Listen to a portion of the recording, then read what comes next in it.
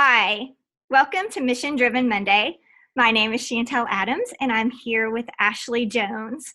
Ashley is a business owner and an entrepreneur. She is the executive director and the founder of an organization called Love Not Lost that creates timeless treasures, family photos for families who are experiencing a terminal diagnosis. So thank you, Ashley, for being here. She's also, I will mention, a graduate of Clemson University, and she's married, and sort of the impetus for her starting her business was the loss of her own daughter nearly 7 years ago now. So thank you, Ashley, for being here. And kind of another fun fact is that my sister-in-law, Lindsay, works for Ashley, and that's just kind of a fun thing because I actually met Ashley, I don't know, maybe like 2 or 3 years ago through Plywood People. And then it was sort of a coincidence that my sister-in-law, Lindsay, started working for her. She hasn't even really been working for you for that long. Has she? Like a little over a year, Just maybe? A little over a year, yeah. Yeah. Okay, cool. So welcome, Ashley. Thanks for being here today. Yeah, I'm excited to be here. Thanks.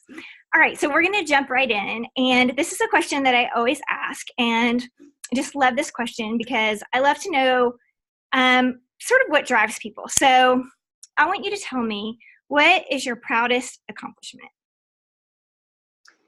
Yeah, that's such a good question. And it really made me think too, because I have a couple answers, but I think the one that really stands out is my proudest accomplishment is delivering my daughter Skylar naturally. Because I had a lot of family members and friends tell me I couldn't do it. That I was like too petite or too little, and that like I would need the epidural, and it was something that I really wanted to do, and I was just hoping my body would be able to do it, because I know some people want to deliver naturally and they aren't able to for various reasons, and that's totally fine. But it was something I like really wanted to do, just to like honor my body and what it was created to do, and it was just a really beautiful experience. And I was just like really proud of my body, and just the strength that I kind of recognized that I had to pull that off. So it was really good.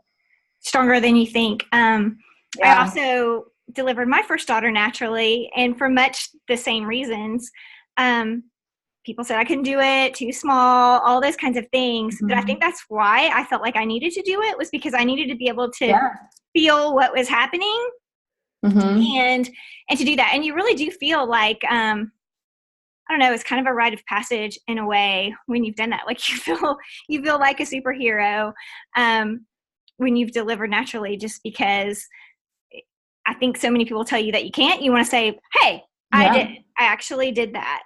And and it's a really cool thing. And for me too, had so many friends who had delivered babies before that were ending up having C-sections and just having a negative birth experience.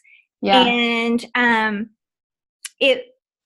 doing it naturally myself gave me also just a way to talk to them about how they could take more control and ownership over what was happening instead of allowing the medical community to take over in a way. Yeah, absolutely. And I think for me, it just, it just solidified, like, I can do anything I put my mind to, no matter how many people tell me no. Like, they don't know my body. They don't know my strength. They don't know my will and what I'm setting my mind to. And so it was just a good reminder of like, not listening to the naysayers, and finding that strength deep down inside to do it and accomplish something awesome. And also, do you think, in your experience now as a founder and executive director of an organization that you've built from the ground up, do you think that you also were able to look at that time and say, there's been other times in my life where people told me that I couldn't do something and I did, and knowing that you had come through it and done it once, then you were able to do something new and totally different, but you were able to draw on that experience of knowing that you had that inner strength? Yeah, I actually had I had a lot of people tell me I couldn't do stuff when I started Love Not Lost, including, building something to a national organization, or like even just starting the nonprofit. People are like, oh yeah, it's really hard. Like, you may not be able to do it, or you're going to hit these obstacles, and like, you should just stop now. And I was like, no, because this is like what I feel called to do. And you have no clue like what my passion and what my drive is. And that I'm willing to fight for it because I care about it. And so I think that's the other thing too. It kind of clarifies, like when you're able to accomplish something big, whatever that is for you, it just kind of helps clarify like what's important and what your values are, and what you're willing to fight for. Yeah. So I think, also giving birth naturally helped kind of show me that I could get through anything, because that was really hard. Yeah. The ring of fire is the thing that I was like, oh my gosh. But, like at 2 months old, she was diagnosed with a terminal illness. Mm-hmm. And so that helped me. Delivering naturally was like, okay, like I got through what I thought was going to be the hardest thing in my life. Yes. But now I'm facing this other thing that's going to be the hardest thing in my life. And so like, I'm going to get through it, and breath by breath, we'll get through it. Yeah. And so I think that helped prepare me and like show me my strength, to lead into that. That's really interesting that you said that. As you were talking, I was thinking, one of the things that helped me get through childbirth was just thinking, this is temporary. Mm-hmm. This is temporary. Mm-hmm. But when your daughter was diagnosed with terminal illness, that was something that you were not able to say, this is temporary. It wasn't going, it wasn't something that was going to go away. And so, I just imagine that you really did have to draw upon something inside that you didn't know that you had in there. Yeah, I think one thing that really helped me was that, I have faith in God, that God is a God who cares about us and really wants the best for us in all situations. And that doesn't mean we're not going to experience suffering, because, I believe that suffering actually draws us closer to God. But it's one of those things where I didn't feel alone, and I knew that there was a purpose to what I was going through.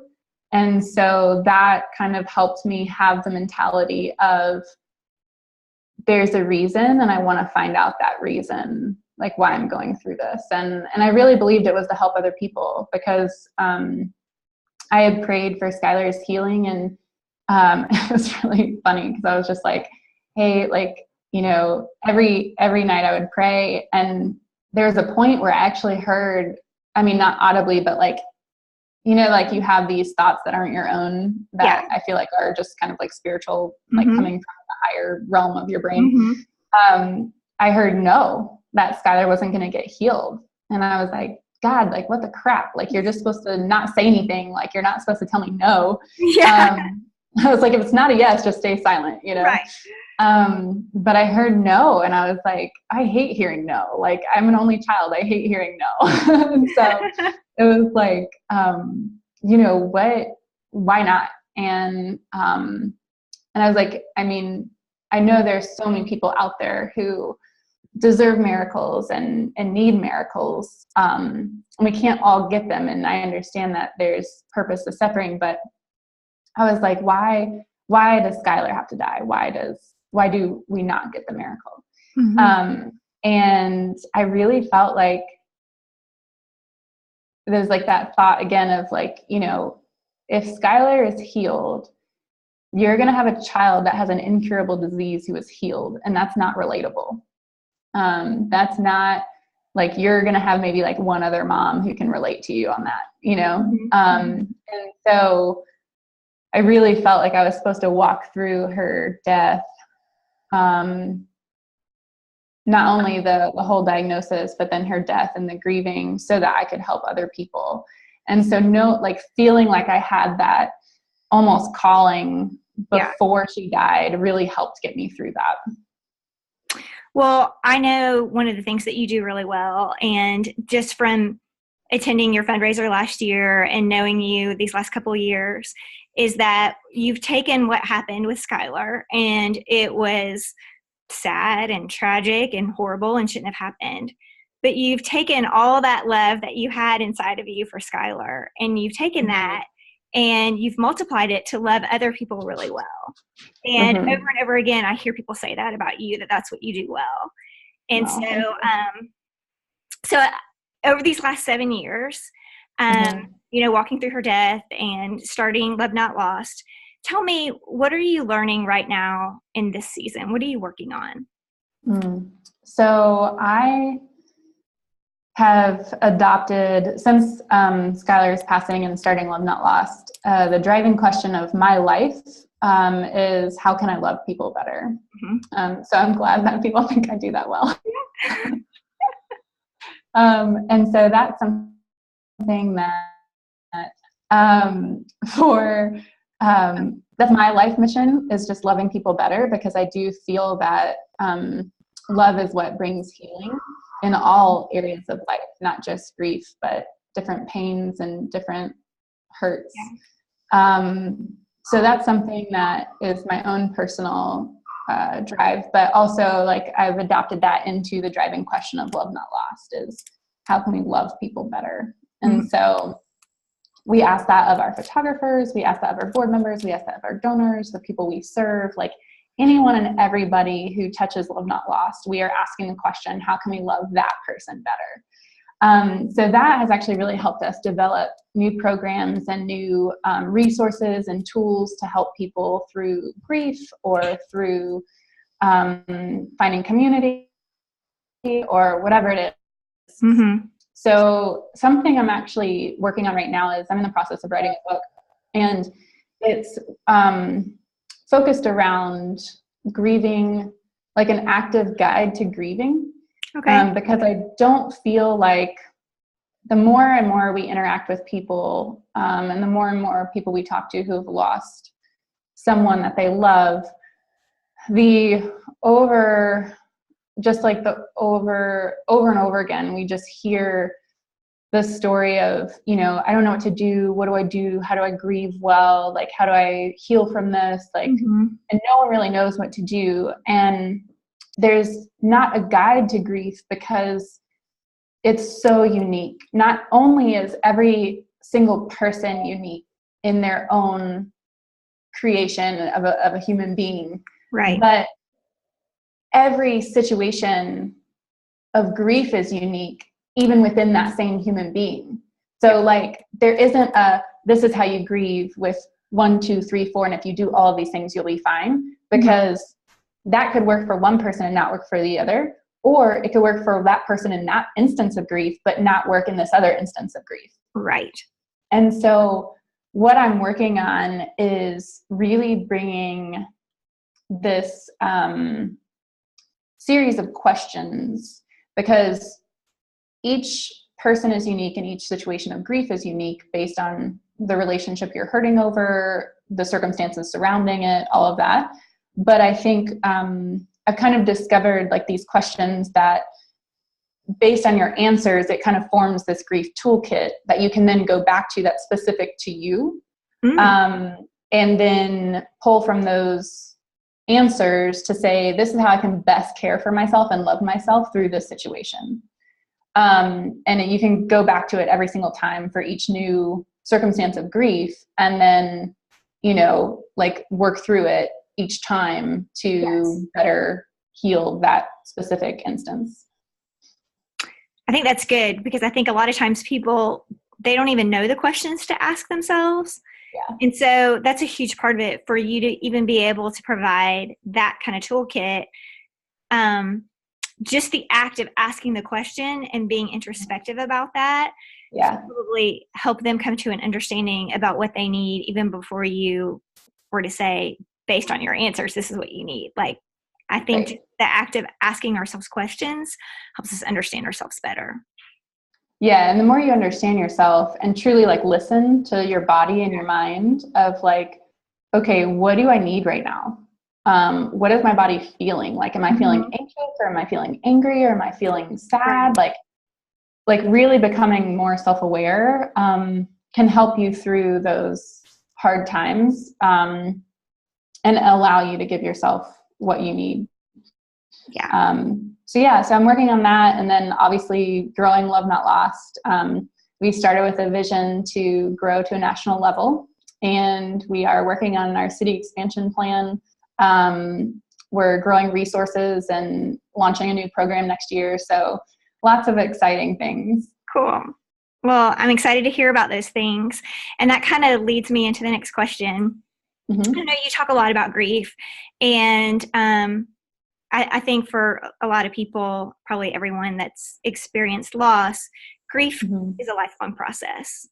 But when you look at the future you, your aspirational self, who is the future Ashley? Who do you want to be? What do you want to be known for? The future me is, again, just asking that question, how can I love people better? To be a kinder, more compassionate, empathetic, loving person. I think before Skylar, I always joke around because when I had Skylar, it was like very much like my life before her was very different. And so I say like before Skylar was like BS, like before Skylar, but also like bullshit as far as just, like that, that life of caring what other people think about you, worried about name brands of what clothes you're wearing or cars you're driving or all the stuff that like really doesn't matter. Right. I cared about my title at work. I cared about how much I was making. I cared about all of the stereotypical material markers of success. And